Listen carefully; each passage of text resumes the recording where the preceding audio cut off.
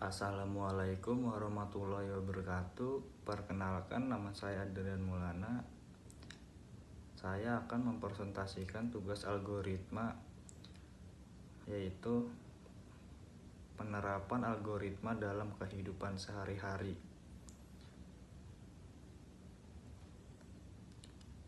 Sebelumnya, pengertian algoritma itu secara umumnya, algoritma adalah serangkaian langkah-langkah terinci yang digunakan untuk menyelesaikan suatu masalah atau menyelesaikan tugas tertentu. Algoritma salah satu metode efektif yang diekspresikan sebagai rangkaian terbatas. Algoritma merupakan kumpulan perintah untuk menyelesaikan masalah. Perintah tersebut dilakukan bertahap. Algoritma mengandung pemecahan suatu masalah, maka algoritma juga dapat disebut sebagai solusi. Ada beberapa ciri-ciri algoritma. Yang ke satu, tepat, benar, dan teliti. Yang kedua, terbatas. Yang tiga, terstruktur. 4, umum. 5, efektif. 6, input dan output. Ada beberapa fungsi juga, fungsi algoritma. Yang pertama itu, algoritma berfungsi sebagai pedoman atau instruksi untuk menyelesaikan suatu masalah. Yang kedua, mempermudah pembuatan pemrograman. 3, meningkatkan efisien dan kinerja. Keempat, membantu dalam mengambil keputusan, meningkatkan kreativitas dan inovasi.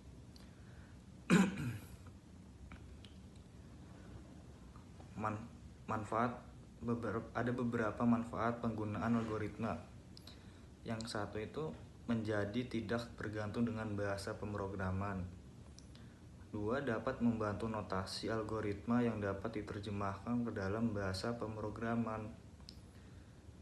3, cara berpikir dan analisis menjadi lebih kuat.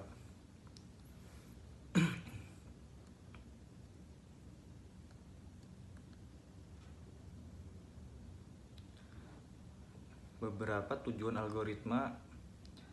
Yang satu, menyelesaikan masalah. 2, dapat meningkatkan efisien. 3, mengotomatisasi tugas. Yang keempat, meningkatkan kinerja. Yang kelima, memudahkan pemahaman. 6, membantu dalam pengambilan.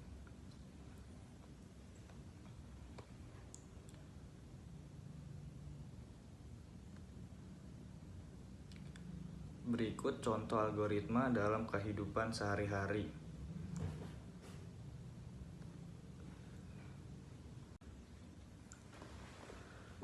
Algoritma membuat mie instan. Yang ke satu, siapkan mie instan. Mie-nya selera kalian sih. Terus panci wajan sama mangkok, sendok, garpu, dan air. Yang kedua itu, masukkan air ke panci atau wajan. Yang ketiga, nyalakan kompor dan didihkan air. Keempat, sambil menunggu air, kita juga bisa sambil buka bungkus mie sama bumbunya. Terus tuangin ke mangkok. Yang kelima, jika airnya sudah mendidih, masukkan mie. Yang keenam, tunggu mie-nya sampai mateng lah gitu istilahnya mah. Tunggu hingga berubah tekstur menjadi kenyal. Yang ketujuh itu, sesekali sambil diaduk. Nggak diaduk juga nggak apa-apa sih kayaknya.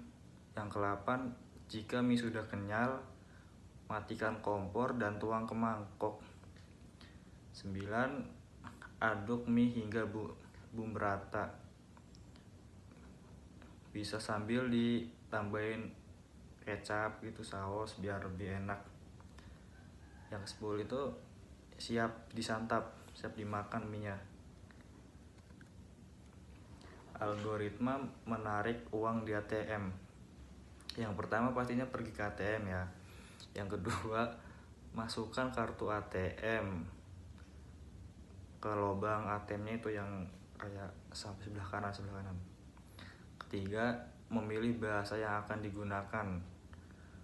Ada bahasa Inggris juga sih kayaknya, ada bahasa Inggris. Biasa digunakan tuh yang biasanya tuh bahasa Indonesia.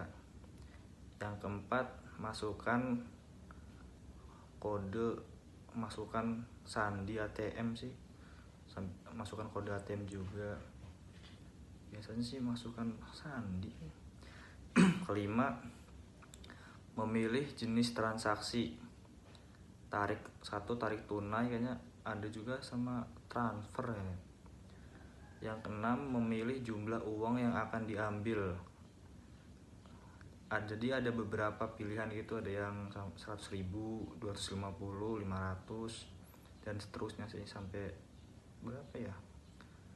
Yang ketujuh itu tunggu ya mengambil stok dengan kartu ATM.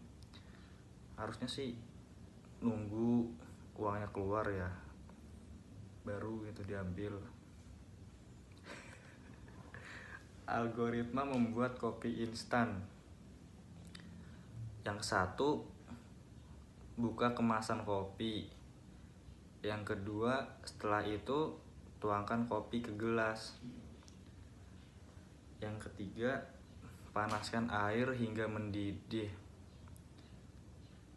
Biasa saya sih kalau lagi nunggu air dipanasin ya sambil main HP gitu.